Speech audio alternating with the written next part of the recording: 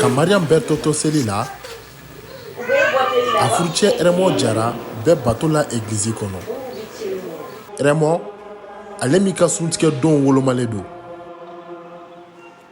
Ni waati na comme banaw bɛ alors ni ye a modéré kosɛbɛ donc ni ye don kɛrɛnnenw ta n bɛ to ka sun don don min na n'o ye arabadon ani jumadonya ye i n'a fɔ bi ɲɔgɔn na. San tɔw la Mariam kun bɛ sunkalo kɛ a kelen nka a bɛ san 2 bɔ sisan kerecɛnw ani silamɛw ka sunkalo bɛnna ɲɔgɔn ma. O de kama ale n'a ka duden tɔw na sun tigɛ ɲɔgɔn fɛ.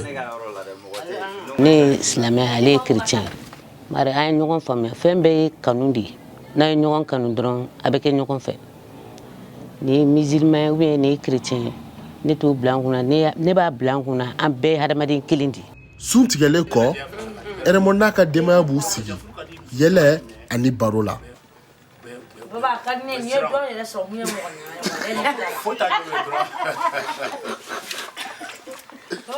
Mariam Berté ale b'a jira ko ale ma gɛlɛya fosi dɔn a ka furu kɔnɔ sabula ale cɛ kɛra ale a n'a ka diinɛ fɛ. Hali ne ni a ka sunkalo ma bɛn ne ka sunkalo muri sunkalo a bɛ wari di ne ma ne bɛ fɛn minnu fɛ a b'a kɛ ne ni seliba sera fɛnɛ a bɛ laya faga ne.